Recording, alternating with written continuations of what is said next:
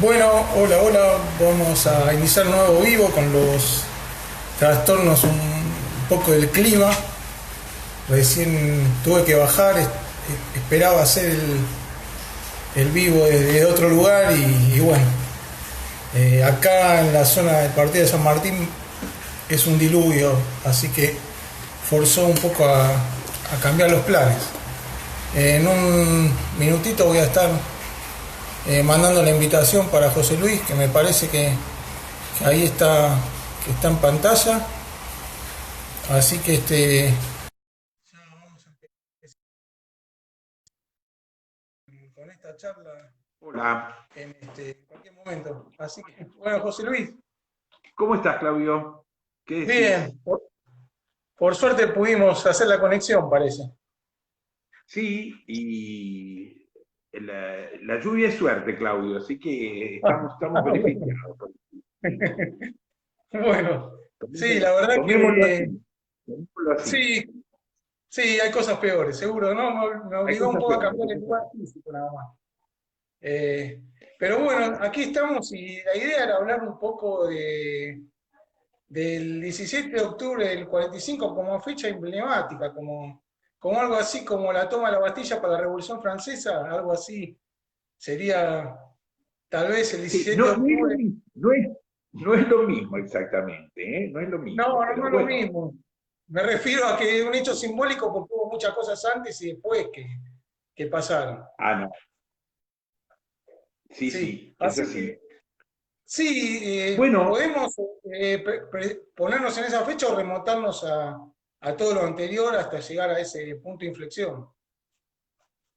sí, Como, mirá, como- sí, yo creo que es muy importante la celebración del cumpleaños, el 17 de octubre, y creo que haces bien en decir esto de antes del 17, ¿no es cierto? Porque me parece que define mucho lo que pensamos sobre el 17, lo que pensamos sobre el mundo inmediatamente anterior y circundante al 17 de octubre del 45, ¿no es cierto?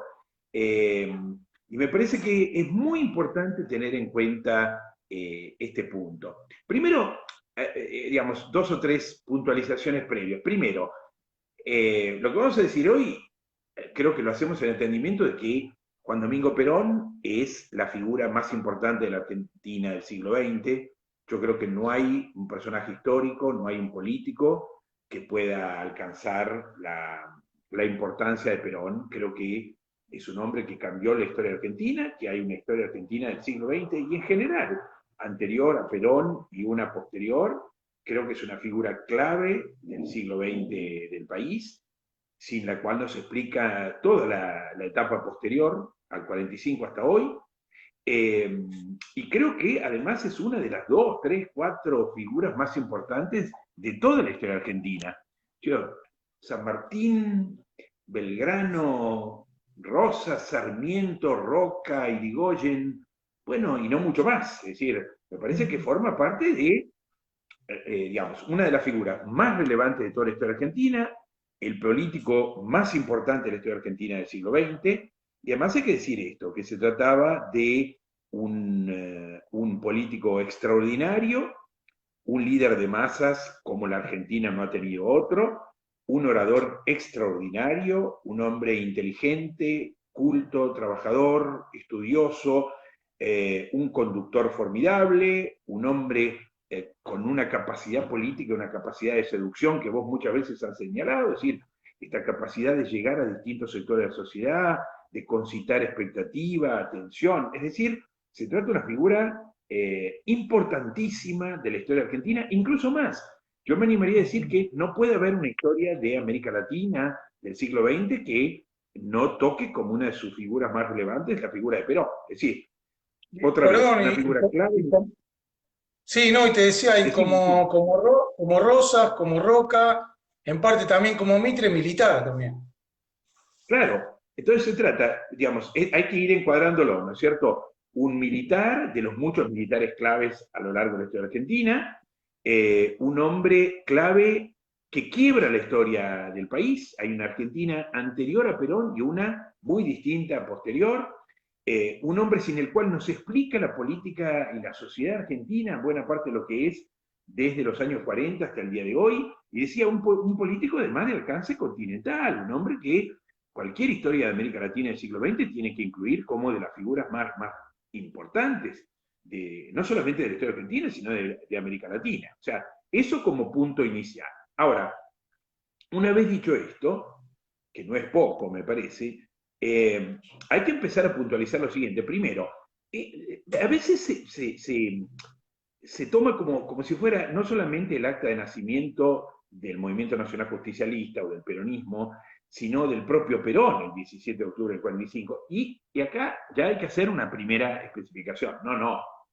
Perón ya para octubre del 45 ya había vivido y había vivido mucho y muy potente ese episodio. Entonces, digo, este es un militar nacido a fines del siglo XIX que muy rápidamente entró en la escuela militar, que hizo toda la carrera militar, que egresó y comenzó, digamos, se formó en un ejército de formación prusiana, lo que es mucho decir, es decir, Prusia era un país muy militarista y muy autoritario, y una parte del ejército argentino estaba formado en esa tradición, y además Perón integra una fuerza, digamos, el ejército, e integra las Fuerzas Armadas, sin entender las cuales no se entiende la vida política argentina en el siglo XX, lo hemos dicho muchas veces.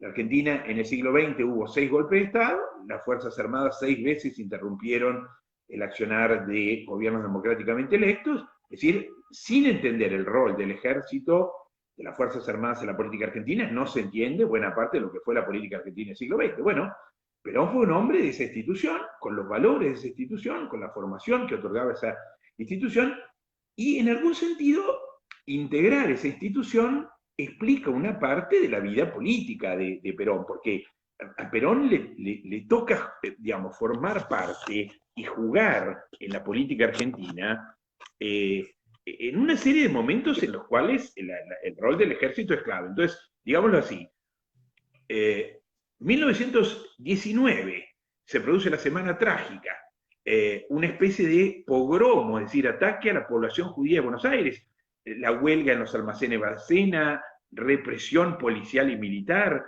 un hecho que conmocionó la política argentina por entonces, que se hizo, digamos, aparece el lenguaje clasista, violencia, extremismo político, huelga, represión violenta, y bueno, el joven oficial Perón aparentemente, bueno, fue ordenado y le tocó jugar un rol en esa jornada, y aparentemente le tocó el ingrato papel de reprimir obreros en 1919, ¿cierto? Bueno, Es la y presencia, además se vio como toda la... Claro, es y la se primera vio como presencia toda la individual. Argentina, claro, y se vio como toda la población argentina muy conmocionado por esa tensión social, por ese extremismo político. De alguna manera Perón se sorprende por lo que pasaba en la Argentina en esos días, y bueno, después Perón es un hombre que conoce el interior, porque le tocó estar también en la forestal, donde había problemas gravísimos sociales en el norte, y ahí el ejército también fue, y también estuvo Perón. Y después le toca otra jornada clave de la historia política argentina, que es el 6 de septiembre de 1930, donde un sector, un sector de las Fuerzas Armadas contribuye al derrocamiento del presidente Hipólito Yrigoyen. Es decir, el más popular presidente civil elegido hasta entonces por el pueblo argentino es derrocado por un sector de las Fuerzas Armadas, y en ese caso el joven capitán Perón integra el elenco de los que participan en ese hecho, tomado como el inicio de la decadencia política argentina, la interrupción del orden constitucional del país y el reemplazo del gobierno de Irigoyen por el gobierno de fuerza de general Uriburu. Es pensado ahí como, digamos, el retorno de la oligarquía al poder y al mismo tiempo la irrupción de sectores aún más autoritarios que participan ya en ese golpe. Bueno, ahí también el joven oficial Perón, bueno, tomó participación de ese hecho. Después continuó su carrera militar. Hay un famoso episodio, bueno, poco conocido episodio, un episodio de espionaje en Chile, las fuerzas lo envían, un episodio que terminó también ahí muy mal. Perón pudo esquivar las consecuencias de ese hecho, pero bueno, también lo marcaron. Y después le toca estudiar en el extranjero, se va a capacitar a Italia, solo que justo le tocó llegar en el momento del apogeo del fascismo italiano, del fascismo de Mussolini, y además del fascismo en sus peores años, de la alianza de Mussolini con Hitler, la época de apogeo del fascismo en toda Europa y en buena parte del mundo. Y Perón conoce de primera mano la Italia de Mussolini, la Alemania de Hitler y la España de Franco después del triunfo franquista digamos, tras la guerra civil. Y bueno, vuelve, bueno, muy empapado de ese mundo, fascinado, digamos, asombrado y fascinado por lo que vio. Nunca negó su deslumbramiento con esos experimentos políticos que estaba viendo en Europa.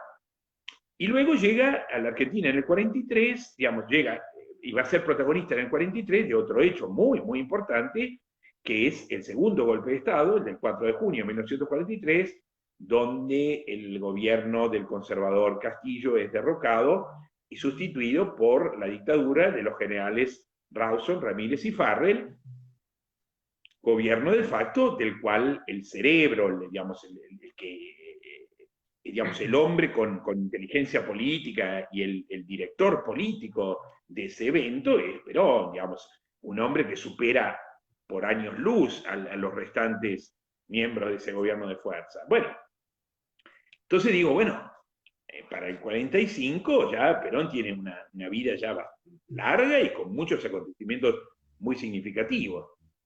Y en este punto, decime. No, te decía, Dale, bueno, dale. primero recapitulando, es partícipe en tres hechos importantes. Uno en el primer gobierno de Irigoyen, la Semana Trágica, después el golpe en el segundo gobierno de Irigoyen, y ahora estamos hablando del golpe del 43 contra, bueno, contra Castillo, dentro de un movimiento que se llamaba el GO, ¿no? Que él participaba, digamos. El GO, Sí, que el no me grupo, acuerdo. todavía Sí. se discute si significa Grupo Obra de Unificación, Grupo de Oficiales Unidos, era una logia militar dispuesta a, bueno, a interrumpir los gobiernos fraudulentos de los años 40 e iniciar un cambio político en el país. Pero iba justamente a ese punto, Claudio.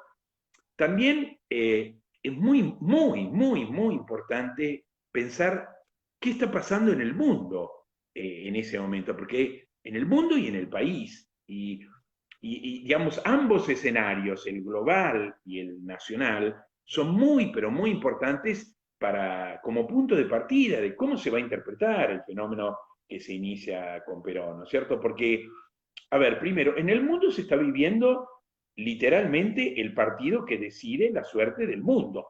Se está jugando el destino del mundo en la Segunda Guerra Mundial, 1939-1945. Y sin exagerar, el resultado de esa guerra podría decidir que el mundo se fuera haciendo comunista, o que triunfara la democracia, o que triunfara el fascismo. Bueno, eso es lo que se pelea en los campos de buena parte del mundo. Es decir, que hay una crisis ideológica y una pelea literalmente monumental, fascinante como objeto de estudio, pero terrible. Digamos, el acontecimiento bélico, ustedes saben que la Segunda Guerra Mundial mató más gente que todas las restantes guerras de toda la historia del mundo. Es decir, es un hecho salvaje, pero al mismo tiempo políticamente clave para entender lo que va a ser el mundo a partir de entonces. Entonces, es un momento donde hay una enorme tensión mundial y donde todo lo que pasa en política en el mundo cuenta y donde la elección que se haga, y bueno, es muy clave acerca de qué vector, qué lineamiento político seguir. Eso en el mundo. Y después en casa, también digamos, es muy interesante pensar la Argentina anterior al 43 y anterior al 45, ¿no es cierto? Porque cómo piense yo la Argentina, y bueno, eso en parte define lo que yo voy a pensar después de estos acontecimientos, de esta figura. ¿Y por qué? Porque muchas veces a ver, ¿qué pasaba en la Argentina? Dicho en una línea, el presidente democrático Irigoyen es derrocado en el 30, del 30 al 32 se vive una corta dictadura que depuso a los radicales y generó la plataforma que hizo posible el retorno de la vieja élite oligárquica al poder. Ese era el proyecto de la élite oligárquica, cuya figura representativa era el general Justo. Pero ya asoma en el golpe del 30 otra vertiente golpista, cuyo talante es aún más autoritario porque empieza a surgir sectores claramente seducidos por las soluciones autoritarias del estilo del fascismo europeo. ¿No es cierto? Lo sabemos. La Argentina vuelve al gobierno civil en el año 32, pero vuelve con fraude. Entonces, entre el 32 y el 43 se van a vivir 3 presidencias, la de Justo, Ortiz y Castillo. Ortiz es el segundo presidente electo también con fraude en el 38, pero muere y lo reemplaza su vicepresidente Castillo. Y habitualmente el remoquete, digamos, el título que recibe esta etapa es la década infame, ¿no es cierto? Entonces, ¿qué se dice? Bueno, es el gobierno, es la época del retorno de la oligarquía, del retorno del fraude electoral, y al mismo tiempo se pinta a esa élite como una élite entreguista, porque se recuerda el famoso pacto Roca-Runciman. En el contexto de la crisis económica del 29, la Argentina se desespera viendo que se le cierran los mercados británicos y, según los críticos de la izquierda y la derecha, ese gobierno, el de el presidente Justo y sus seguidores, son vistos no solamente como gobiernos falsamente democráticos y el retorno de la oligarquía al poder, sino además se los ve como, se los pinta como gobiernos entreguistas. Ajá. Ahora, lo cierto es que esa no es la opinión unánime de todos los historiadores. Y muchos historiadores matizan.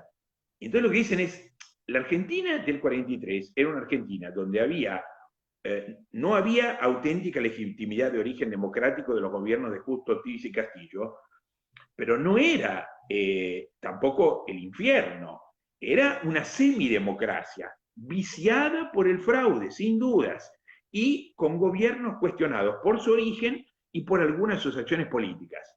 Pero al mismo tiempo era todavía un país muy rico, al cual los acontecimientos de la Segunda Guerra Mundial lo van a llenar las arcas, las famosas bóvedas del Banco Central, en el que sí había una situación de enorme disparidad social y había, como en muchos lugares del mundo, un anhelo de cambio social detenido desde el golpe del 30.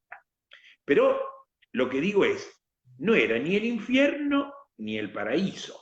Y eso ya, la lectura que yo haga de lo que pasaba en el mundo y de lo que pasaba en la Argentina, condiciona mucho lo que va a ser la visión sobre lo que empieza a pasar en el 43 y después en el 45.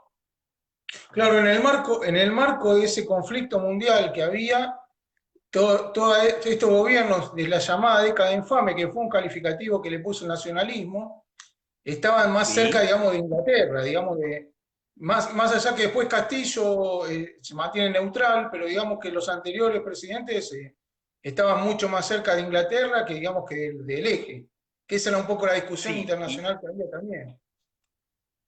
Mirá, es Claro. que, mirá, lo que pasa, yo creo que, digamos, un punto de partida que a veces se pierde es que en la Argentina había gravísimos problemas políticos, eso no se puede negar. Había falta de legitimidad de origen de los gobernantes, cuestionamiento de la defensa del interés nacional por parte de esas élites, y había una situación social, en muchos casos, injusta. Pero también es cierto que había un país que, con esos defectos que acabo de señalar, tenía una institucionalidad formalmente funcionando. Eso tampoco es desdeñable. Y además, lo cierto es que, mira, yo creo que hay un punto muy importante que es, ¿qué es lo que querían los golpistas del 43? Cuando yo era pequeño, siguiendo a los extraordinarios tribunos y polemistas, algunos de un talento sin igual, Arturo Jaureche, Jorge Abelardo Ramos, Raúl Scalabrini Ortiz, 3 intelectuales brillantes polemistas feroces, plumas realmente de un enorme brillo, se pintaba la situación de manera tal que lo que estaba sucediendo a partir del 43 y más profundamente a partir del 17 de octubre, era un proceso en el cual sectores importantes de las Fuerzas Armadas estaban pensando en rescatar la tradición auténtica de la democracia argentina, apartar a una élite oligárquica falsamente democrática y además desdorosa en cuanto a la defensa de los intereses nacionales, para volver a un gobierno que representara los anhelos de las mayorías populares y defendiera el interés nacional. Esa es una lectura. Pero hay otra lectura que lo que señala es que más bien la preocupación de los golpistas no tenía tanto que ver con la continuidad del régimen conservador con las características que acabo de señalar, sino con la constitución en la Argentina de un frente popular, lo que después sería la Unión Democrática, porque en la Argentina se estaba constituyendo un frente de fuerzas progresistas, sectores radicales, algunos demócratas progresistas, socialistas, algunos sectores incluso del comunismo, estaban dispuestos a forjar una alianza y una herramienta electoral para volver al imperio de la ley y con el objetivo de apartar al país de lo que le parecía una peligrosa deriva hacia la derecha del arco político. Entonces, si el objetivo del golpe fuera ya la interpretación global de lo que fue el golpe de Estado del 43 cambia. Una cosa es decir, había unos hombres que querían volver al gobierno del pueblo y defender los intereses nacionales, y otra cosa es, había sectores de las Fuerzas Armadas que estaban preocupados por la posibilidad de que la Argentina, como estaba sucediendo en otros países, por ejemplo en Chile, surgiera, como en algunos países europeos, como había sido Francia o España, un frente popular que agrupara fuerzas democráticas e izquierdistas, y sería esa la preocupación. Entonces, bueno, cambia mucho la perspectiva si pensamos de una forma o de otra. ¿Se entiende?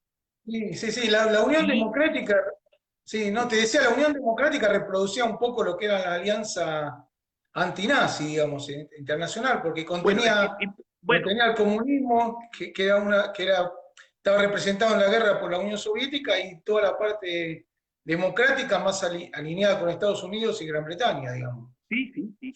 Bueno, mira, no hay relato que no se haga de, digamos, la etapa del 45, que no se cuente que en Buenos Aires estaban festejando los triunfos aliados a medida que se producían, y que había actos, por ejemplo, actos donde había tribunos de las izquierdas, socialistas o comunistas, donde había carteles donde estaba Churchill, Roosevelt y Stalin, porque efectivamente esas fuerzas honraban a los que estaban peleando en los campos de batalla europeos en favor de derrotar al fascismo. Entonces, el punto acá, y es muy importante que vos lo señales, es esto. Lo señalamos en algún vivo anterior. Hay una serie de libros recientes, porque la historia argentina se sigue revisitando y está muy bien, que al hablar sobre lo que sucedía en la Argentina en el 40, primero nos dicen, mira, lo de década infame hay que matizarlo. Argentina tenía aspectos muy oscuros, pero aspectos muy luminosos también. Era un país bastante próspero, bastante libre, bastante tolerante, bastante abierto, con un sistema educativo muy bueno, con mucha obra pública, es decir, digamos, no era ni el infierno ni el paraíso, ¿no es cierto?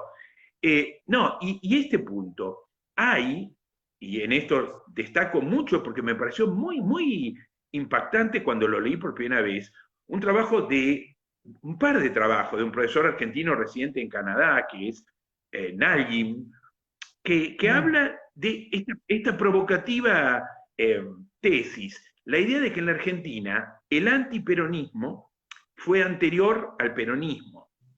Y esta provocativa tesis lo que viene a explicar es lo siguiente. Existía en la Argentina sectores claramente antifascistas, que estaban muy preocupados. ¿Por qué?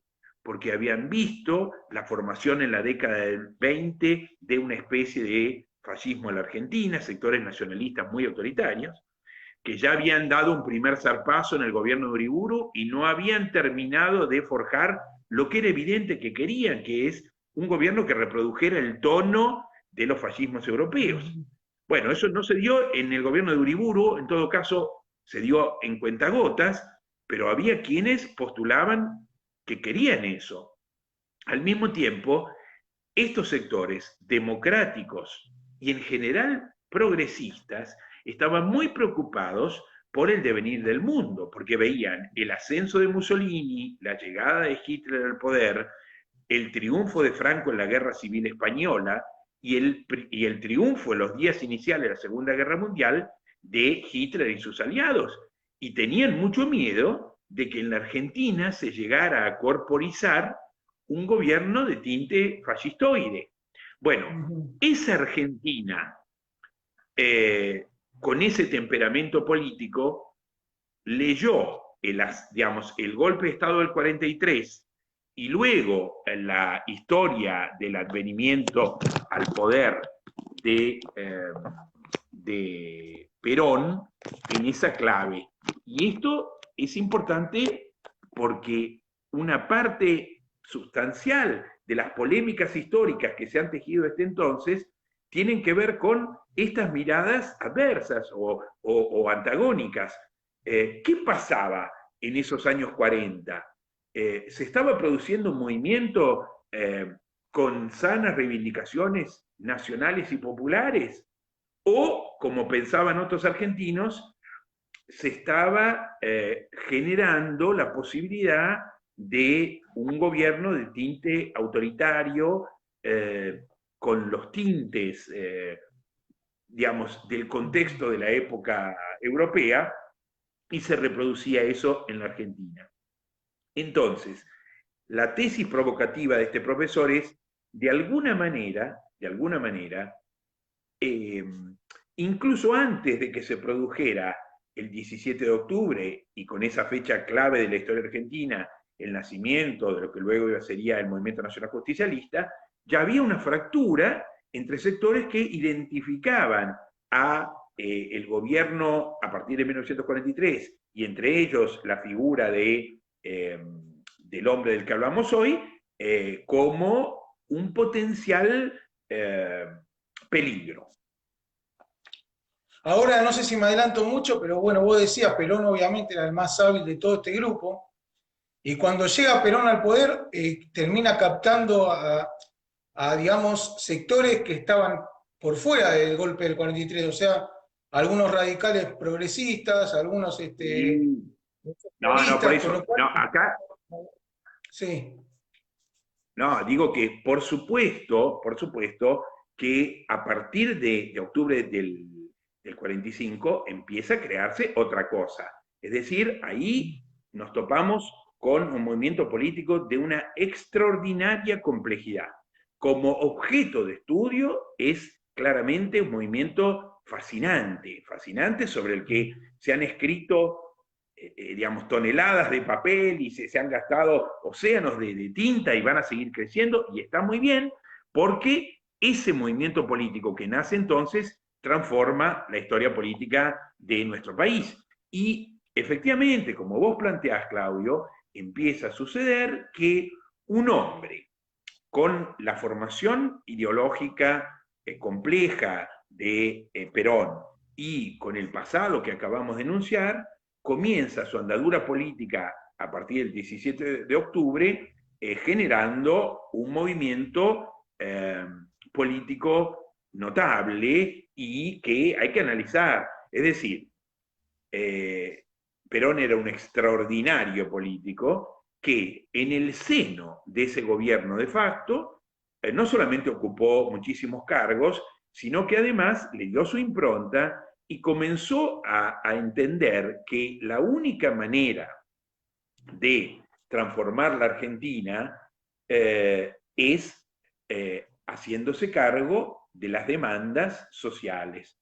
Es decir, siempre rescato esto, Perón, primero como gobernante de facto hasta el 46 y elegido el 24 de febrero de 1946 en su primera elección como presidente de la República, como primer magistrado y a partir de 1946 como presidente de iure hasta su infame derrocamiento en 1955, Perón inicia una serie de, siempre lo digo en voz alta, extraordinarias reformas sociales progresistas que mejoraron enormemente la vida de millones de argentinos y argentinas. Y ahí hay un quiebre histórico, ahí hay un quiebre de la historia porque los trabajadores que salieron el 17 de octubre a reclamar por la libertad de Perón, que había sido, siempre hay que contar el detalle, es decir, Perón era un líder político extraordinario y los que lo acompañaban eran nulidades políticas. Farrell era el presidente, pero digamos, toda la Argentina y todo el mundo sabía que el hombre fuerte, el cerebro de ese gobierno era Perón. Y todo el país sabía que las reformas sociales importantísimas y que estaban comenzando a mejorar la vida de enormes cantidades de argentinos y argentinas eran obra de Perón. Y entonces los celos y las rivalidades entre los líderes de ese gobierno de facto hicieron que Perón fuera removido de sus cargos en las jornadas iniciales de octubre del 45 y fuera enviado a Martín García. Y ese disparador fue el que originó el 17 de octubre, es decir, una parte importante del pueblo y de sectores vinculados al movimiento que ya hábilmente, digamos, Perón estaba forjando, salieron a reclamar, como era lógico, la libertad de su líder. Entonces, digo, no hay que olvidar ni una cosa ni la otra. Es decir, antes del hecho del 17 de octubre, no hay que olvidarse que Perón, ¿quién era? Perón era vicepresidente del dictador Farrell. Era vicepresidente de un gobierno de fuerza, de un gobierno ideológicamente con las características que antes señalamos. Pero Perón hábilmente le empieza a dar un tinte social. Entonces, Perón, que era vicepresidente de ese gobierno de facto, que comienza a darle su impronta, generando una política social extraordinariamente positiva para la vida de millones de argentinas y argentinos,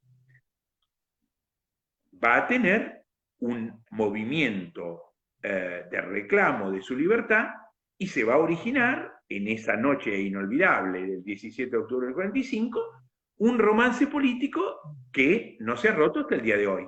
Una parte importante del pueblo argentino siente en ese hombre y en el movimiento político que con él se inicia una enorme admiración, respeto, devoción, siente que ese hombre está haciendo una obra que gobiernos anteriores no han hecho, que está entendiendo las necesidades populares, que está escuchando lo que el pueblo necesita, que no está simplemente hablando, está poniendo en práctica reformas sociales importantes que empiezan a cambiar para mejor la vida de millones de personas, y el pueblo lo ve, lo reconoce, lo interpreta y obviamente adquiere un sentimiento de simpatía por esa fuerza naciente.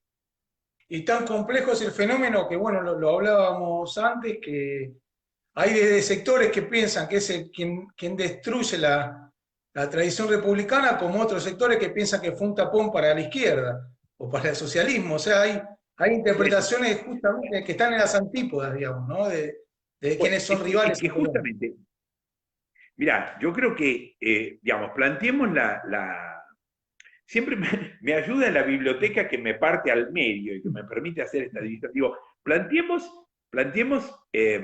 grosso modo lo que sucede desde la irrupción de Perón hasta su cruel, su vil, su brutal, su injustificable derrocamiento del 1955. Decía, hay dos aspectos, tenemos que resumir. Perón, primero como gobernante de facto y luego como gobernante de iure, produjo una serie de cambios tremendamente importantes en la historia argentina. A ver, por un lado, uno podría decir,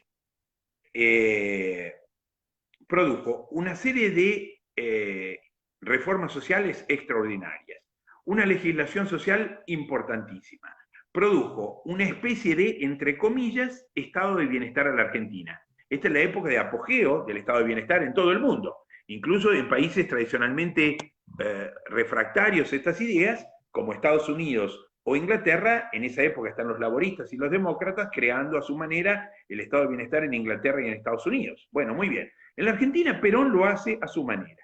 Se crea un estado protector desde la cuna hasta la tumba. Excelentes leyes sociales, jubilaciones, pensiones, una importantísima legislación obrera, se crea la justicia del trabajo, se impulsa una política de salarios altos, de pleno empleo, y durante muchos años, en esta primera década peronista, hay una situación de pleno empleo, salarios altos, mejoras sociales tangibles. Digamos, yo veo mi familia mejor, tengo un trabajo, puedo cambiar de trabajo, gano bien, cobro un buen salario, llega el salario, el sueldo anual complementario, el aguinaldo, un fortalecimiento de los sindicatos, legislación obrera, justicia del trabajo que en general se inclina en favor de las posiciones de los trabajadores, un Estado potente, fuerte, intervencionista, regulador, que genera una política que es tangiblemente permite mejoras de los trabajadores. Hay un Estado generoso, hay una política crediticia que le permite a sectores que hubieran estado lejanos a esta posibilidad adquirir un crédito, adquirir su primera casa. Entonces, que un trabajador encuentre un Estado potente, fuerte, protector, legislación social, sindicatos fuertes que lo protegen, posibilidad de acceder a un empleo, de ganar bien, un sueldo anual complementario, buenas jubilaciones, buenas pensiones, la posibilidad de adquirir una vivienda, ver la mejora en los edificios escolares de sus hijos, se facilita la posibilidad de acceso de los chicos a la educación de todos los niveles, incluso el universitario. Es decir, muchas personas ven un terremoto de una clara sensación de ascenso social, de mejora social, muy importante. Al mismo tiempo, una altiva política exterior, desafiante, desde el famoso Braden o Perón de la campaña electoral, ¿no es cierto? Un presidente que no se arredra frente a la intervención de grandes potencias, que las desafía, que muestra una política altiva frente a todo el mundo. Entonces, claro, una ciudadanía que venía de gobiernos falsamente surgidos de las urnas, que representaban a sectores sustanciales de clase alta, que no veían mejoras sociales desde hacía muchos años, que veía buena parte de sus políticos acusando a la élite gobernante hasta el 43 de traicionar los intereses nacionales, que ve un militar del pueblo que genera una política de estado de bienestar, protectora, sindicatos fuertes, que tiene una altiva política exterior, que defiende los intereses nacionales de un modo recio, viril, que habla un lenguaje que resulta atractivo al pueblo. Yo siempre digo que considero que el peronismo completa la ciudadanía democrática. Si se dice que en 1916, con la llegada del radicalismo al poder, las clases medias llegan al poder, bueno, ese fenómeno se completa 30 años después, en el 46, cuando sin dudas por primera vez las clases bajas sienten uno que me habla a mí, uno que yo entiendo, uno que le habla al pueblo y mejora las condiciones del pueblo, de los de abajo va a llegar al poder. El Pocho y la Eva son míos, son del pueblo, me hablan a mí, me hablan en un idioma que yo entiendo, pero además de hablar me mejoran tangiblemente la vida. Entonces, yo creo que estos factores son sustanciales. La sensación de dignidad, de ascenso social, de protección, de cuidado. Fíjate vos el otro punto. No solamente las clases bajas llegan al poder, sino que no importa si había proyectos antes y se frenaron. Perón y Evita, con el impulso de Evita, llega el voto femenino. Votan los hombres, votan las mujeres, los de abajo se sienten representados. Entonces, hay una sensación de democracia social, de que socialmente la Argentina cambió y se integró. Bueno, los pobres se sienten representados, ya no son ricachones que le hablan a los de arriba en un lenguaje que los de abajo no entienden. Ahora habla uno del pueblo digamos que el pueblo no solamente entiende, sino que siente que su política le mejora la vida. Y entonces, el coronel de los trabajadores, digamos, y Evita, bueno, tangiblemente te cambian la vida. Entonces, Por lo menos, en ese por lo sentido, menos, por lo menos había mucha gente que lo sentía así, más allá que la riqueza tal vez se había generado antes de la llegada de no, Perón de acuerdo, y Perón de distribuyó, acuerdo, pero o también hay gente que mira, no está de acuerdo con ese tipo de alianzas, tal pero bueno, es lo no, que de mucha gente acuerdo, sí se... quiero decir, yo te tomo lo que vos decís. No es que, obviamente que esto nos genera un acuerdo unánime, pero me parece que seríamos necios si negáramos que socialmente la Argentina cambia enormemente. Y yo siempre digo que si a mí me preguntaran, bueno, pero ¿a vos te parece que esto fue una política revolucionaria? Yo creo que fue una política de extraordinarias reformas sociales. El Perón fue un reformista, muy importante en este punto. Pero yo siempre digo que sin ninguna duda se produce con Perón una revolución en el plano simbólico, y no es ninguna ironía. Lo que quiero decir es que eh, siempre se cuenta, Félix Luna lo cuenta magistralmente en el 45, Félix Luna dice, si yo pienso en la ciudad de Buenos Aires era considerado la París de América Latina, entre comillas, 10 veces entre comillas, una sociedad de clase media, media alta, clase alta, y lo que asombró el 17 de octubre no fue que se llenara la plaza se había llenado antes de Perón y se llenaría después también, sino que lo que asombró fue que la plaza se llenó de negros, de inmigrantes del interior, de cabecitas negras, de los trabajadores de las fábricas en los alrededores de Buenos Aires. Es decir, Perón desde el primer día es visto como un hombre que representa la Argentina de abajo, que emerge, que surge. Y obviamente eso le gustó a una parte de la Argentina y a otra Argentina no. Pero la revolución simbólica se produce ¿por qué? Porque Perón tira abajo esa Argentina. La Argentina hasta los 40 era una Argentina muy formal, muy elitista, donde había una tradición de libertad muy fuerte, pero había sectores de clase media y de clase alta que eran muy clasistas y en algunos casos también tenían tintes racistas. Había burla para el negro, para el del interior, para el cabecita negra. Había tintes de clasismo fuerte. Bueno, muy bien. El peronismo barre con todo esto. ¿Qué clasismo? Perón me enseñó que este es un país de trabajadores, que todos trabajamos, y entonces esto le otorga al trabajador una sensación de ascenso, de dignidad, de que el país es para todos. Ya no tengo miedo de ir al centro como antes de los 40, donde me miraban mal los pitucos porque yo no vestía como ellos. Yo ahora tengo, porque Perón me dio un buen salario, entonces yo también me he visto bien y voy con la patrona y el centro es mío también. Y voy de vacaciones a Mar del Plata, porque Perón hizo sindicatos fuertes que hacen hoteles en lugares de turismo, y yo también puedo conocer el mar, y yo también puedo hacer turismo, y yo también me integro a la Argentina. Entonces, esa Argentina plebeya que barre con barreras de clase, con el clasismo, con el racismo, y que genera una Argentina integrada, socialmente más unida, más homogénea, con menos divisiones, caen las artificiales barreras de clase. Entonces, en ese punto, mucha gente siente la Argentina cambió y cambió para mejor con Perón. Y yo creo que incluso el más fervoroso antiperonista reconocería estos aspectos. La Argentina, en muchos aspectos, fue mejor después de la obra de Perón. Muy bien.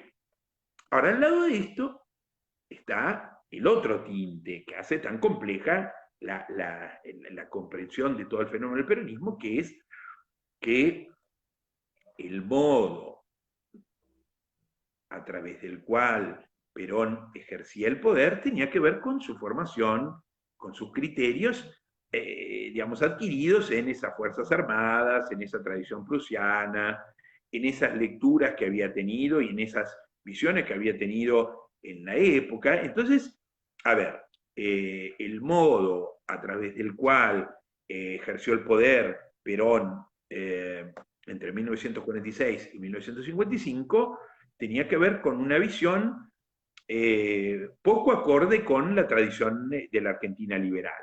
Es decir, aparece una visión según la cual el gobernante electo dice, soy una persona electa por el pueblo, represento la mayoría del país, tengo un programa de redención social que realizar, esto es lo primordial.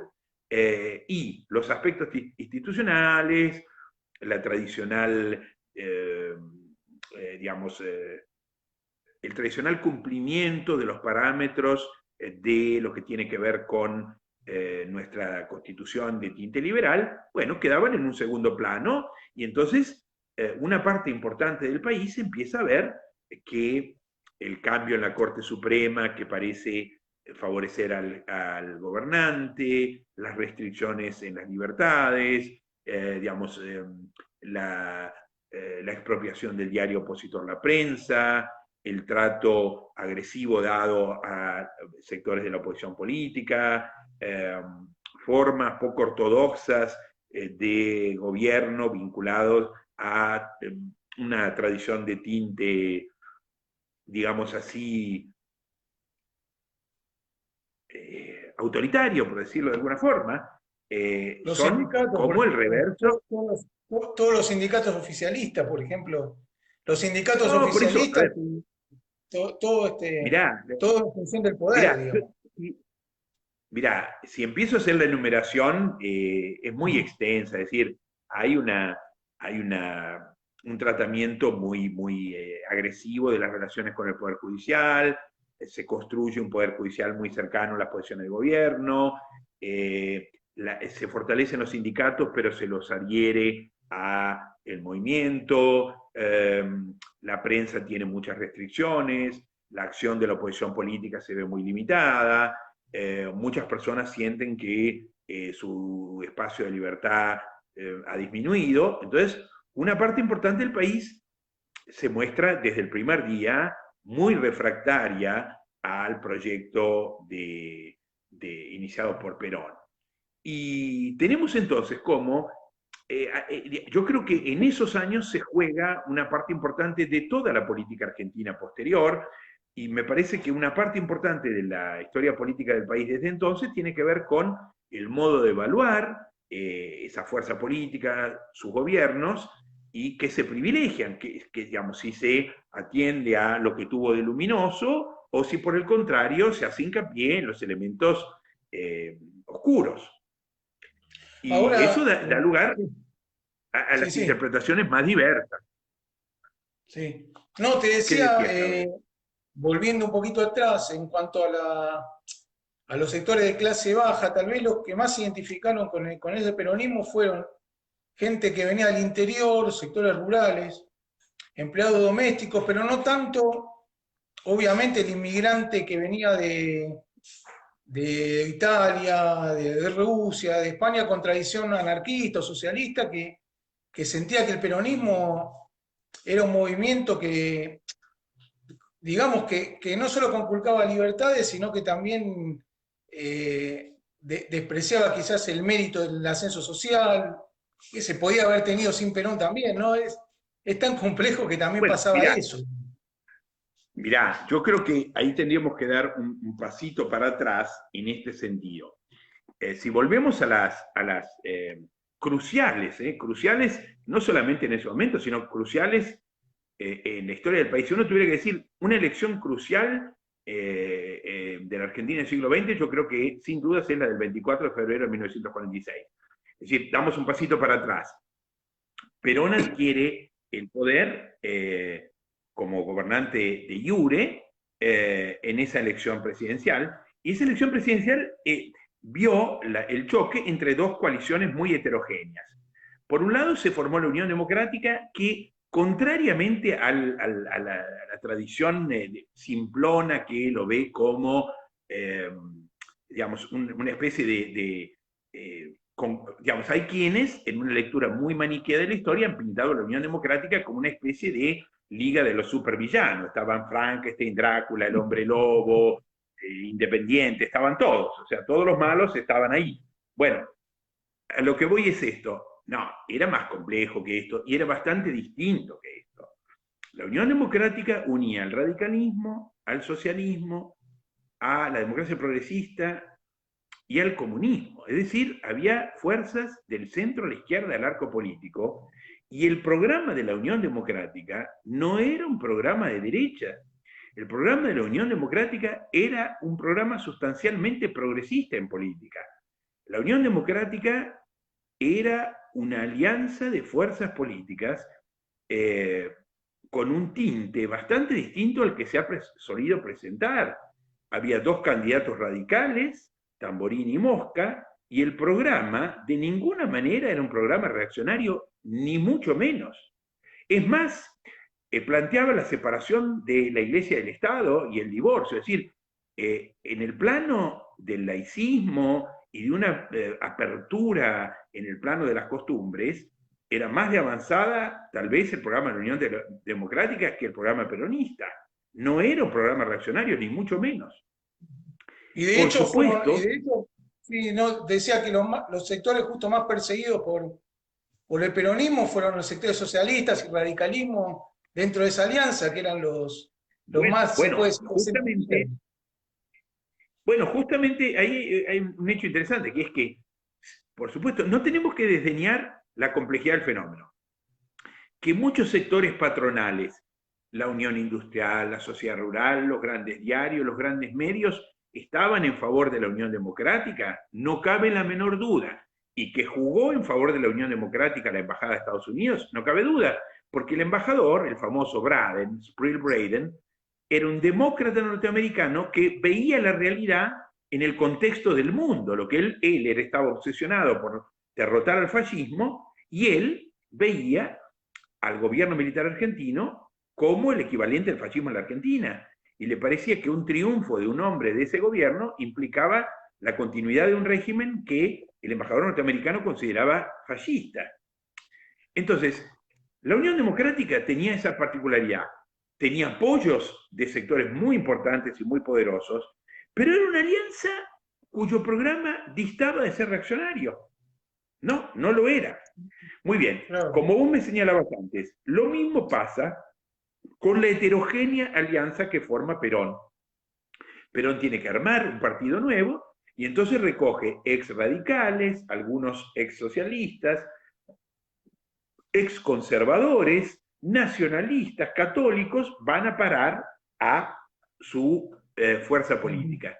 Y a partir de entonces comienza esta división en la política argentina, que es una singularidad nuestra. Nuestro país se divide de un modo tal que queda tanto en el peronismo desde entonces triunfador como en la alianza contraria al peronismo, queda integrado ambas porciones de la Argentina por fuerzas conservadoras y fuerzas progresistas. Las hay de un lado y del otro. Suene loco, suene extraño, suene difícil de entender, pero así es la realidad, así fue. Muy bien. Y hay una, sí, Entonces, sí, no está bien, no te decime, decía que hay una, no, que hay una cuestión muy interesante que vos apuntabas en alguna de tus clases, que es la idea, hay un imaginario también como que todos los sectores, los grandes intereses, los grandes sectores políticos, los empresarios, los potentados, estaban todos al lado de la Unión Democrática, cuando el peronismo tenía nada menos que a una gran parte del ejército y a una gran parte de la Iglesia Católica del lado de ellos, digamos. Con lo cual bueno, estaba bastante justamente, equilibrada. bueno, mirá, yo creo que es interesante también que vos vas a un punto muy polémico y muy singular, y es que, si bien es cierto que muchas veces se presenta la batalla política del 46 como los poderosos contra los débiles, como vos decís, hay que establecer un matiz, porque si bien es cierto que sectores tradicionalmente poderosos de la Argentina están formando parte del apoyo a la Unión Democrática, Perón no se encontraba solo en la lid, toda vez que él era un hombre del elenco que gobernaba. Es decir, la Argentina estaba gobernada por las Fuerzas Armadas y él era un hombre de las Fuerzas Armadas, y las Fuerzas Armadas que gobernaban el país de facto desde el 43 querían que su hombre continuara en el poder, y lo lograrían.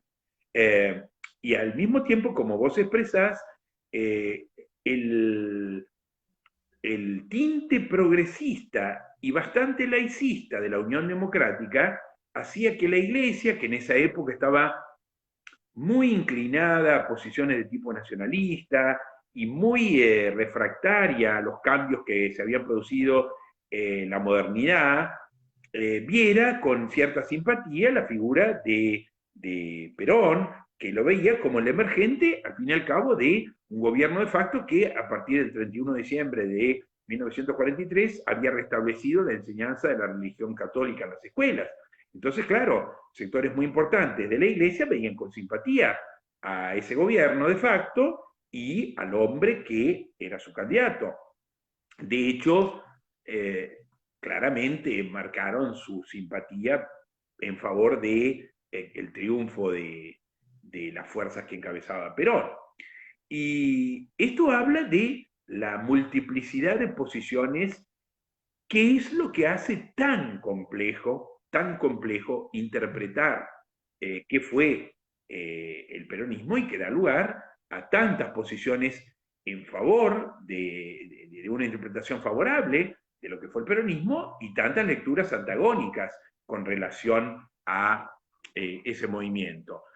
Y no sé si tenemos tiempo para hacer digamos, esta recorrida por todas estas posiciones.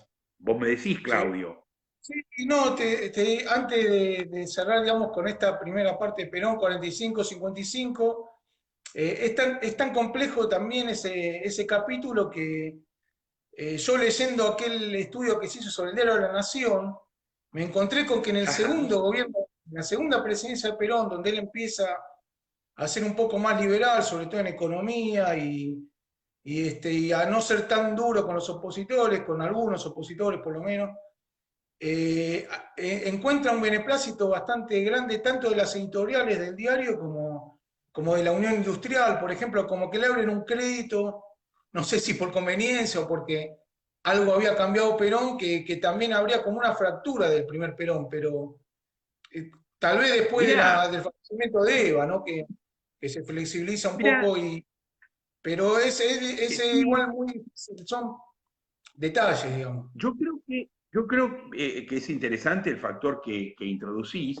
y me parece que eso también, digamos, si yo completo este dato interesantísimo que vos acabas de incorporar, habría que decir que hubo empresarios y sectores incluso conservadores que empezaron a observar con simpatía eh, lo que implicaba el peronismo, porque lo veían, como vos decías antes, como una efectiva barrera contra el avance de la izquierda en la Argentina. Decían, bueno, tal vez no sea la solución ideal, pero, a Debe ser ver, otra forma, Perón. sí. Claro, Eso claro, es es. decir, bueno, Claro. Perón es un general, o sea, es un miembro de las Fuerzas Armadas, nacionalista, católico, de derecha, que tiene un lenguaje muy duramente anticomunista y que está haciendo una política que aparta a los sindicatos de la izquierda. Bueno, muchos conservadores inteligentes se dieron cuenta de que, bueno, tal vez Perón estaba haciendo un trabajo importante en ese sentido. Entonces vos marcás bien, no habría que hacer una lectura tan simplona de todos los ricos lo odiaban, todos los pobres lo querían. Ni una cosa ni la otra, ni una cosa ni la otra. Había viejos sindicalistas comunistas o anarquistas o socialistas a los que Perón no le resultaba simpático, y habría también sectores del empresariado, sobre todo incluso terratenientes, que decían, bueno, sí, dista de ser el ideal, pero hay unas cuantas cosas buenas en Perón. Entonces digo, no hay que quedarse en lecturas maniqueas, sino en todo caso lo que estamos haciendo hoy está bueno, me parece a mí, más allá de nosotros dos, como una invitación a leer, a decir, bueno, pero acá hay múltiples matices que hay que abordar, es decir, hay lecturas distintas, hay interpretaciones muy complejas y muy variadas y muy antagónicas. Es decir, este es un fenómeno mucho más difícil de entender de lo que parece a primera vista.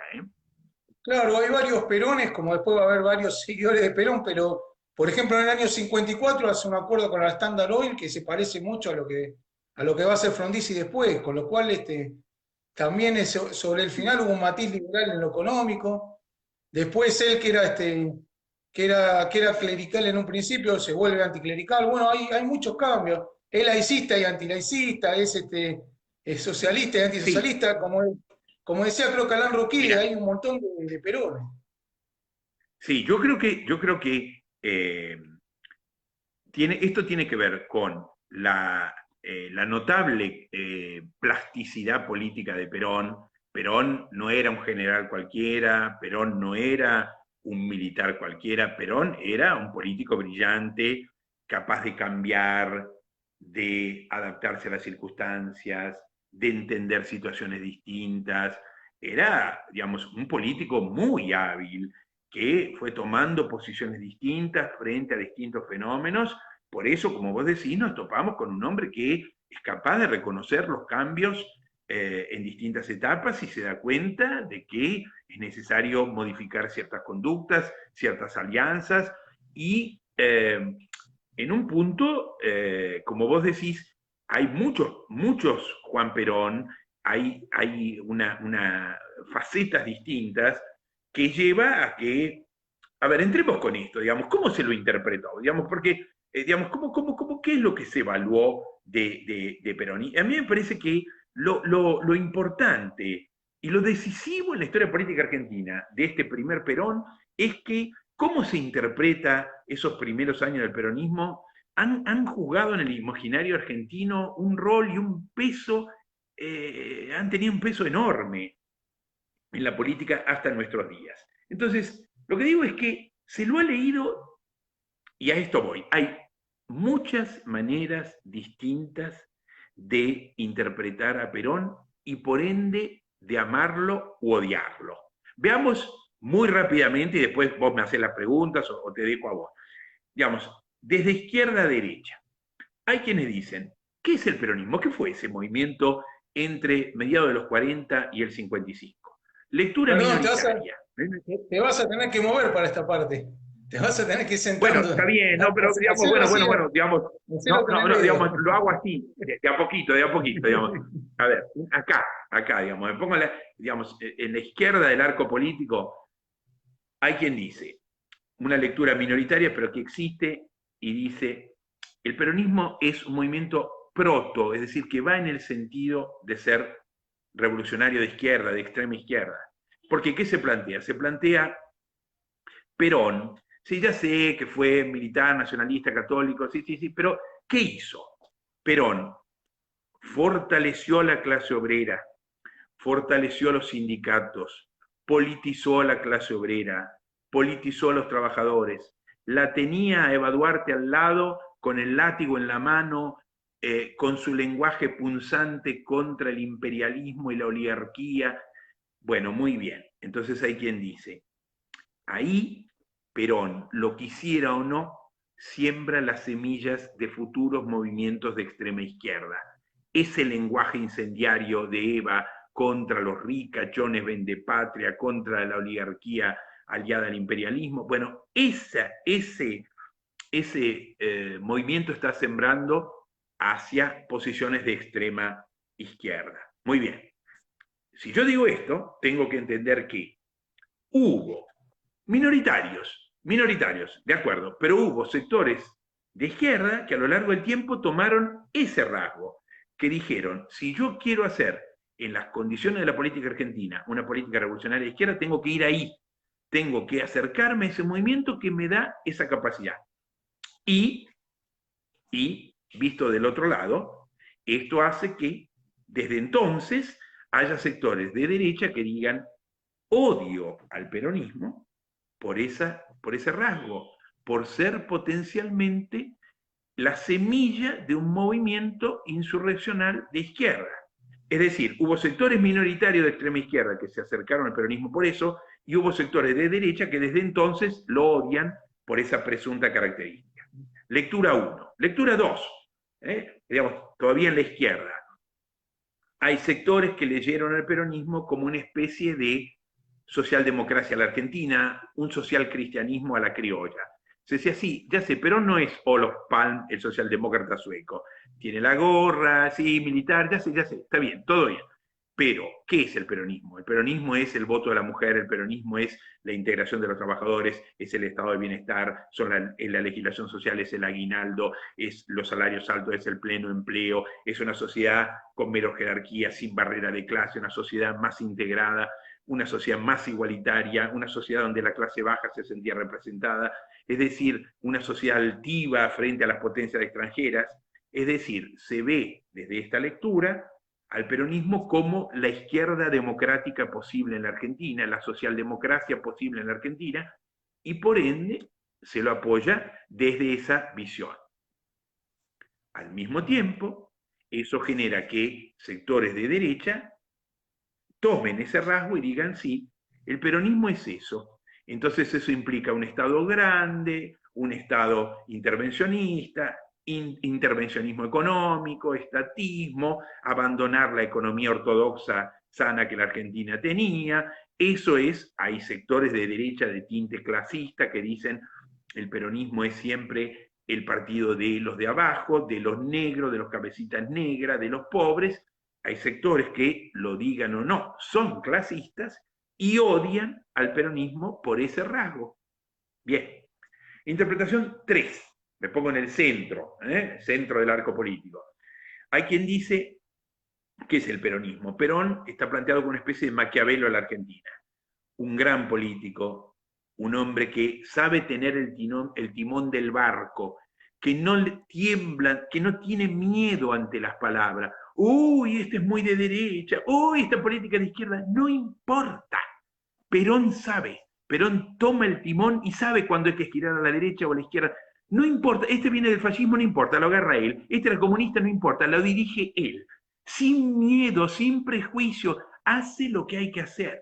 Es decir, el peronismo como una pragmática fuerza de centro, inteligente, plástica, flexible, capaz de ir inclinándose según lo necesite la circunstancia. Entonces, esta lectura hace que sectores que tienen ese temperamento, que buscan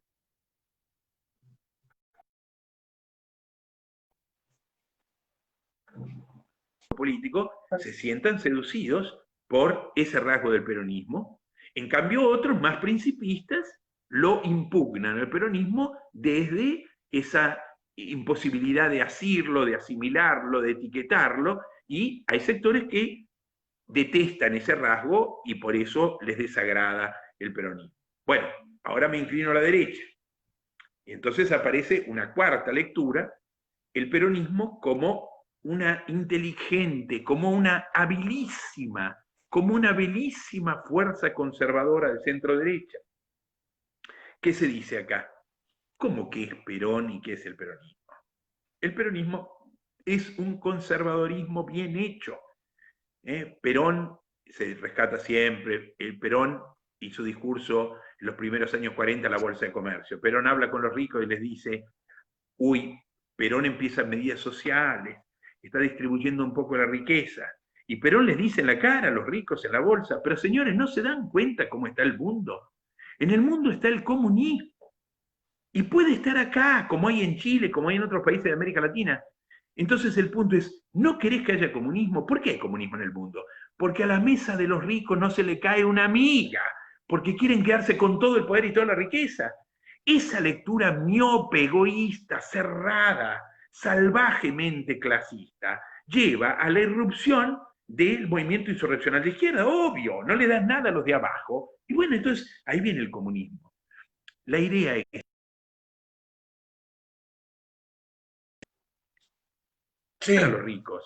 ese discurso de los de abajo. Sí, querido. Vas a resguardar tu capital y tu cabeza también. Ahí si sí. no perderías el capital y la... ¿Sí? Decime, Claudio. No, se pierde un poco, se detiene la imagen. A ver si se puede corregir. Yo te escucho, ¿eh? Ahí parece mejor. A ver si... Yo te veo que se escucha cortado. Ahora en esta ¿Estoy parte. diciendo? Hasta que hablaba de aquel discurso en la Bolsa de Comercio, Después se empezó a cortar un poquito. Bueno, vamos de nuevo. Bueno, volvemos a la Bolsa de Comercio. Perón habla con los ricos en la Bolsa de Comercio. ¿Y qué les dice? Señores, ustedes se quejan de que las reformas de Perón están implicando otorgarle a los de abajo una parte de lo que se produce en el país. Entonces Perón lo que les dice, señores, ¿por qué hay comunismo en el mundo? ¿No se dan cuenta del comunismo? Hay comunismo acá en Chile. Puede llegar acá, a la Argentina, el comunismo. Hace mucho hincapié en eso. Entonces lo que dice es, señores, ¿no se dan cuenta que estoy trabajando para ustedes? Tácitamente le está diciendo esto. Si yo no hiciera esta política de reforma, ¿eh? ¿Qué sucedería? ¿Por qué hay comunismo en el mundo? ¿Por qué hay extrema izquierda? Porque a la mesa de los ricos no se le cae una migaja.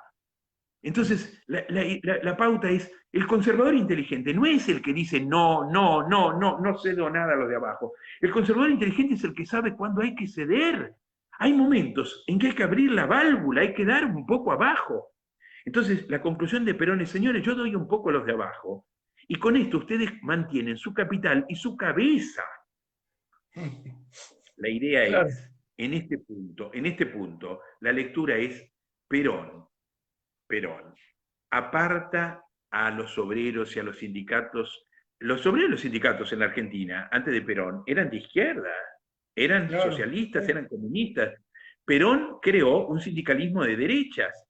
Entonces lo que se dice es, ¿cómo que es Perón? Perón es un conservador brillante, brillante, que da un poco a los de abajo para sostener el orden, para mantener la economía capitalista, para mantener la sociedad tal como es.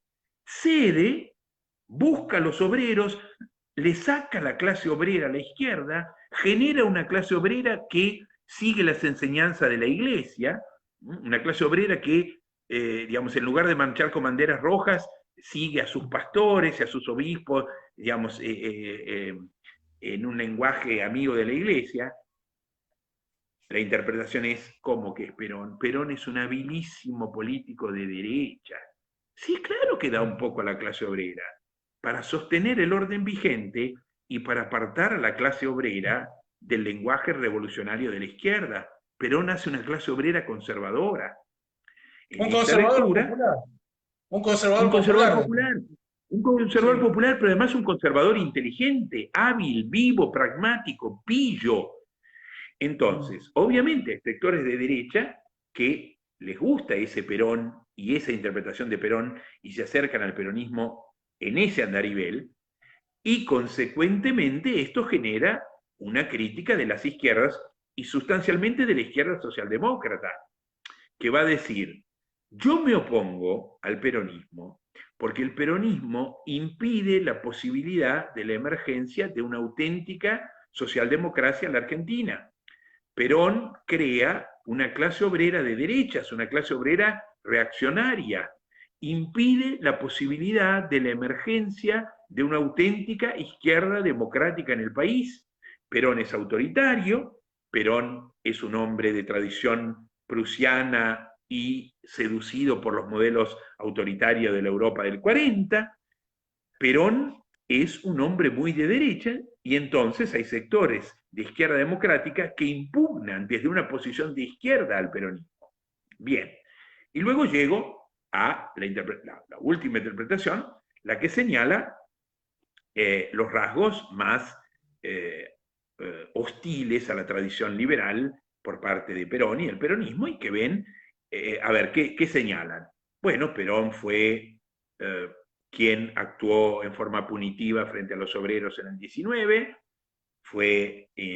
intervino en el derrocamiento del presidente Irigoyen en el 30, estudió y se nutrió de las corrientes del autoritarismo europeo en los años 40, en el apogeo del fascismo, volvió a casa, integró una logia militar golpista, derrocó por segunda vez a un gobierno civil e instauró una serie de políticas extremadamente autoritarias en su gobierno. Entonces, esa interpretación asimila al peronismo con una forma a la criolla de fascismo. Muy bien, hay sectores nacionalistas de derecha, sectores clericales muy cercanos al, sí, el nacionalismo más extremo. Bueno, dicho brevemente, simpatizantes de esa lectura de la política, que ven en Perón una figura que les representa por esos rasgos. Obviamente, en sentido inverso, esto genera, desde posturas de izquierda en general y antifascistas, la impugnación del peronismo en tanto una fuerza representativa de esa lectura política que las posiciones refractarias al fascismo combaten. Bueno, esto hace desde entonces tan complejo, tan difícil entender qué es el significado de esa fuerza política, de ese movimiento, y nos muestra este caleidoscopio de interpretaciones que hace tan complejo expresar y explicar nuestra política. Nosotros los argentinos más o menos en 40, 50 años la vamos agarrando, pero de aplicarse en un extranjero. Podés pasarte 7, 8 días y no. Lo más probable es que se suicide el extranjero. No, pero digamos que todos esos 5 ejemplos que vos diste encuentran, como vos también analizamos en clase, un exponente pero exacto de cada una de esas posturas, o se le parece mucho. Porque podemos, Mirá, si querés, yo lo creo digo que, yo. no, pero quiero decir, a ver, creo que nuestros oyentes son inteligentes y se dan cuenta de que digamos, lectores del primer pero. O sea, yo creo que, mira, lo apasionante de este momento de la historia es que marca todas las décadas que siguen, porque, digamos, primero la visión acerca de primó la luz o la sombra en ese movimiento. Fue un movimiento que transformó el país hacia una postura mejor, o por el contrario, hostigó elementos positivos de la Argentina. Y luego las diversas interpretaciones acerca de cómo evaluar el movimiento, todo eso juega en la política argentina permanentemente desde entonces. Salud. Tengo que hacer así Pero, para. salud, salud, yo sí, claro. No, y te Gracias, digo, gracias, gracias. no, y empezando, digamos, yendo de la ultraizquierda a la ultraderecha, podemos nombrar a personajes, eso de la ultraizquierda, podemos nombrar a Firmenich. En el centro izquierda podemos mencionar al kirchnerismo, pongámosle. En el centro o social cristianismo podemos nombrar a Eduardo Duhalde. Podemos nombrar en el centro derecha a Carlos Menem y en la ultraderecha a López Rega. Digamos que son muy claros cada uno de los casos, con matices, porque ninguno de estos movimientos son puros de centro derecha, puros de centro izquierda.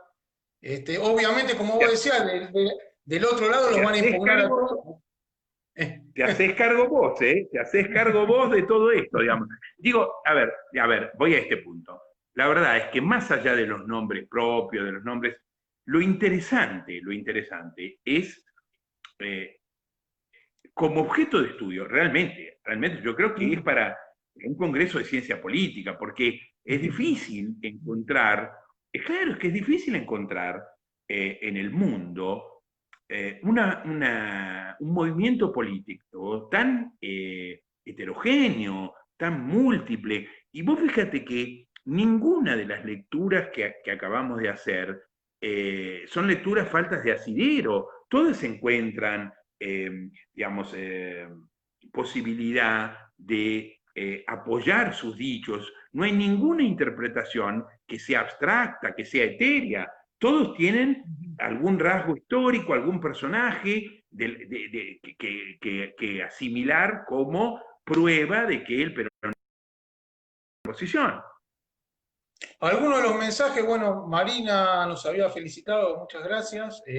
Luis Carlos Gracias, acá nos Marina. dice, primero nos decía que te falta el escenario, bueno, más o menos igual con las manos lo fuiste manejando. Bueno, algo hicimos, sí, algo hicimos. Y después Algo dice, bueno, hicimos. si esas 5 lecturas no generan una contradicción en sí al no postular una línea definida, bueno, pero justamente, bueno, contestás vos, pero me Bueno, parece que justamente es mira, eso lo que hace tan complejo el yo creo fenómeno. que, ahora, yo creo que, digamos, si uno tuviera que encontrar lo hemos hablado, digamos, desde trabajando otro tema, ya hemos ido a parar a en algún otro vivo, ¿no es cierto? Me parece que si hay un punto de unión, como el oyente nos pide, me parece que tiene que ver con eh, la ruptura que la década del 40 del siglo XX significó en la política argentina. Y me parece que ahí sí es posible evaluar un punto en común que es, eh, se abre con el movimiento de Perón una visión política refractaria a la tradición de la Argentina liberal. Es decir, la Argentina hasta los 40 tenía muchos defectos, pero era tributaria de la revolución, a ver, de la Ilustración española, la Revolución de Mayo, las reformas de Rivadavia, las ideas de la generación del 37, el pensamiento que pusieron a Rosas, la Constitución de 53 y luego la Organización Nacional y las luchas por la democratización del país, los sectores reformistas, el radicalismo, es decir, toda esa Argentina con múltiples conflictos, con eventos crueles, con conflictos que se saldaron en el campo de batalla, pero digo, había una tradición muy fuertemente arraigada a valores que tenían que ver con ideas ilustradas y básicamente con el talante de nuestra Constitución que recoge la idea, a ver, esta idea, división de poderes, protección de los derechos del individuo, una sociedad compuesta de individuos libres e iguales que se autogobiernan, el resguardo de precisamente las libertades individuales, es decir, una tradición política que iba forjándose en torno de estos parámetros. Me parece que el movimiento político del que hoy hablamos se construye merced a otra visión, a otra cosmovisión de la política, compleja, contradictoria, en donde hay yo creo que hay un elemento formidable que es la fuerza de voluntad política, es decir, la capacidad transformadora del peronismo es indubitable, y creo que en esto hay un enorme impacto, es decir, una fuerza desde el primer día con un enorme contenido popular, con una enorme llegada a la clase trabajadora, cuya capacidad de transformar en distintos momentos la historia argentina es imposible de negar, que siempre llegó al poder en merced a el voto del pueblo. Entonces, esos elementos son importantes, además una tradición política que tiende a mostrar un elemento plebeyo de cercanía con el pueblo, de alejarse del elitismo, digamos, que tiene un temperamento integrador de la sociedad. Es decir, sí, con Perón y Evita la Argentina se hizo más llana, más plebeya, más integrada, más abarcando distintos sectores. Es decir, me parece que nadie puede negar esos rasgos. Al mismo tiempo, la manera de interpretar la democracia y digamos, la relevancia de lo institucional es claramente distinta de la tradición anterior a los 40. Después, bueno, me faltaba un oyente, Alfredo Aguirre, que hablaba, bueno, que esa política social produjo un 50% de pobres. Bueno, no estamos en un foro de economía, pero yo lo poco que puedo decir, si me permitís, Sí, claro. es que hubo de todo, que hubo periodos peronistas donde hubo inversión, crecimiento. Por decir, al fin del siglo pasado, la primera etapa de Menem, la primera etapa de Kirchner en este siglo, y hubo épocas en las que de distribucionismo, que generó más pobreza, o sea, hubo de todo, me parece que hasta en eso es complejo, hubo etapas muy distintas y también yo quería, cuando empezamos la conversación hablando de los sectores un poco o inmigrantes en ascenso o gente del interior que adhería al peronismo, yo pensaba en una experiencia personal de un A abuelo mío ver. que sí que se hizo muy de abajo, que trabajaba en el mercado del abasto y que era bastante antiperonista, y él sentía que por el peronismo no podía expresarse, no podía progresar. O sea que hubo de todo, porque él no era justamente un potentado y sentía que el peronismo retrasaba al país. Y había otros que quizás de sectores rurales que nunca habían visto, como vos decís, una playa y por el peronismo pudieron llegar a Mar del Plata. Es tan complejo y tan dividido en sectores que por eso que hasta cuesta analizarlo desde el punto de vista de las clases sociales el fenómeno, porque mismo hay clase media baja, clase media alta, y hay sectores inmigrantes, de la primera inmigración de Europa, de la segunda inmigración de los países limítrofes, con lo cual, bueno, un análisis socioeconómico sería para otro programa y No, costaría sin oro. duda, sin duda. Mirá, yo creo que es muy, muy, muy atinado lo que acabas de decir. Me parece que estamos haciendo una lectura de carácter general.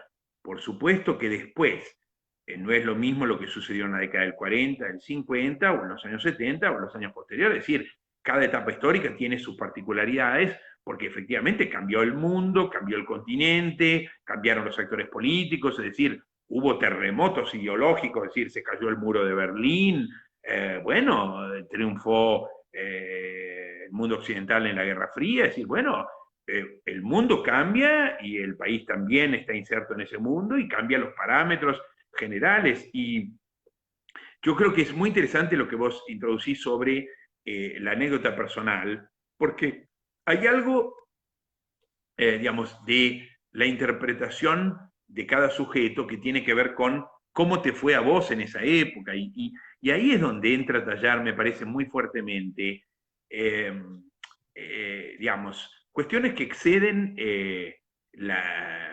digamos, el conocimiento teórico de un determinado cuerpo de ideas o de doctrina. Es decir, a ver, si vos eres un trabajador que tenías un salario muy bajo, no tenías protección social, te sentías casi un esclavo de tu patrono, y viene un movimiento político que te genera un sindicato que te protege, una ley que te ampara, digamos, que propicia una política que cambia tu condición como trabajador, tenés un salario alto, leyes protectoras, justicia laboral favorable, un sindicato fuerte, sentís que la vida de tus padres, de tus abuelos, de tus hijos está mejorando notablemente, y escuchando durante años que el país estaba gobernado por un elenco de ricachones vendepatria, te encontrás con un militar del pueblo que defiende galiardamente la bandera frente a los otros países, obviamente que sentís, y con toda lógica, una enorme admiración por esa figura.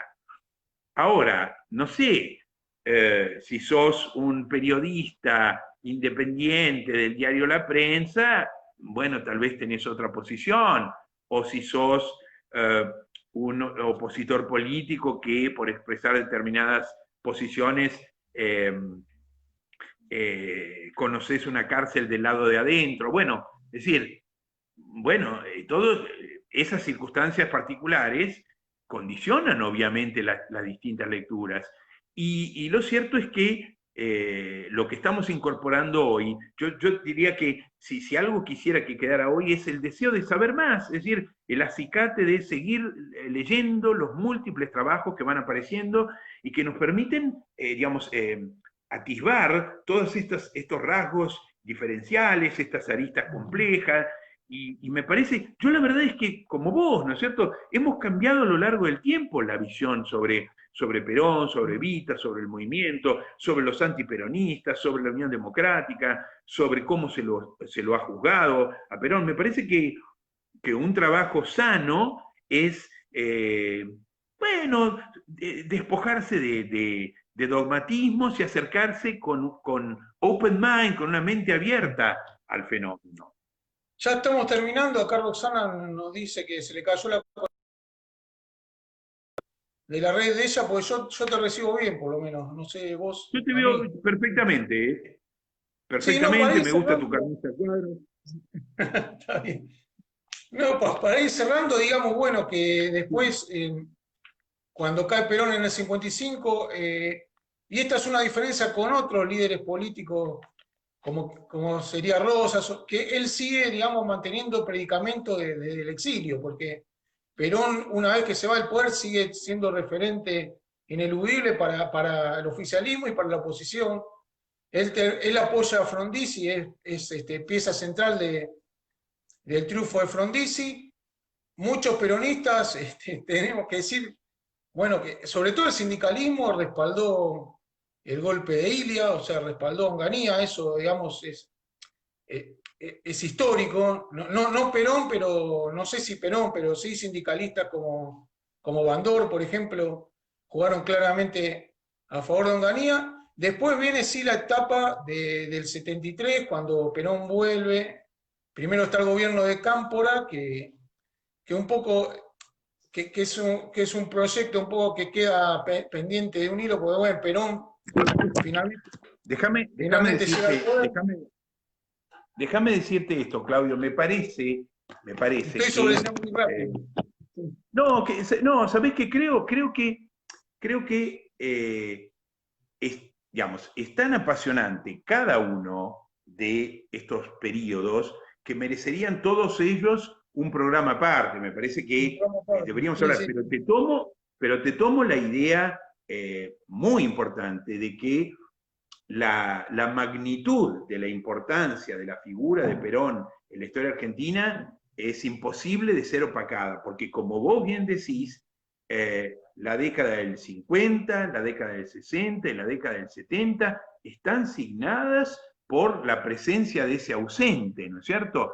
Es decir, Sí. esté en el país o fuera de él, la centralidad política del movimiento que él forjó y la centralidad política de su propia figura nos hablan de, entre otros aspectos, del extraordinario talento de este hombre que, digamos, que conseguía jugar en la política de su país aún estando exiliado. Es decir, eso habla de una habilidad política literalmente extraordinaria.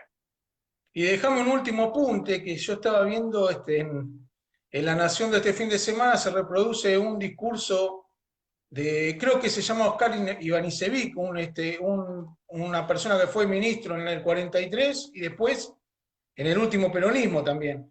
Un discurso que prácticamente habla como de las tinieblas, que es pro-nazi directamente, y a la vez el último Perón, vez pasado veía una nota que le hacían a Quintanilla, el director de Alluar, donde reivindicaba la política industrial de Helvar, o sea, contiene el peronismo a un Helvar de izquierda con un Ivanisevic de ultraderecha. Es complejísimo y es, como vos decís, para hacer No, muchos yo creo programas que, más. mira, yo creo que lo que nunca nos va a faltar es temario, es decir, tema hay para que hablemos durante horas, eh, y me parece que das en el blanco las contradicciones en el seno de la fuerza, los personajes, los discursos antagónicos en el seno de un mismo movimiento político, son como objeto de estudio de una riqueza extraordinaria, extraordinaria. La Yo última, creo que tenemos, o sea, Alejandro Mariotti nos manda a la peluquería, dice, bueno, un canje tendríamos que hacer para peluqueros. sí, Pero bueno, yo ya, voy a ver si consigo un peluquero justicialista, sí. no, yo me comprometo para ir a la peluquería ya esta semana. No, y la última, a mí realmente me pasó un poco lo mismo. O sea, yo tenía una postura, no importa cuál, muy definida en relación al peronismo y con el tiempo trato de entender, digamos, porque no lleva nada tener posturas, o sea, desde mi rol que yo pretendo ser, investigar los temas o asumir un rol de periodista, no me parece que tenga ni que endiosar ni demonizar un movimiento, sino tratar de entenderlo, digamos. Creo que esa es la clave. Claro, y me parece que al mismo tiempo comprender el movimiento significa acercarse a la comprensión de nuestra sociedad, que también es muy rica, muy diversa, muy compleja. Eh, a veces tendemos a hacer análisis maniqueo, muy blanco-negro, Y la verdad es que como estamos viendo hoy, tanto en los sectores favorables como en aquellos adversarios del movimiento, se ven múltiples matices, múltiples aristas que hacen sumamente difícil el análisis y al mismo tiempo que fascinan por la complejidad de la textura de nuestra sociedad. Así que bueno, me parece magnífico y queda grabado que lo que es una clase tuya me pareció interesantísimo y bueno, gracias por haber Bueno, podido ser bueno, de no, alguna manera gracias, una especie de gracias a vos. moderador. No, muchas gracias nos vamos a la peluquería ahora mismo. ¿Eh? Sí, habíamos dicho hablar de Bolivia, pero me parece ya muy Lo tarde. dejamos para la próxima vez. Lo dejamos Un abrazo para fuerte. un abrazo Un grande, abrazo José fuerte, Luis, Claudia. gracias a todos. Chao, chao, chao, chao, chao.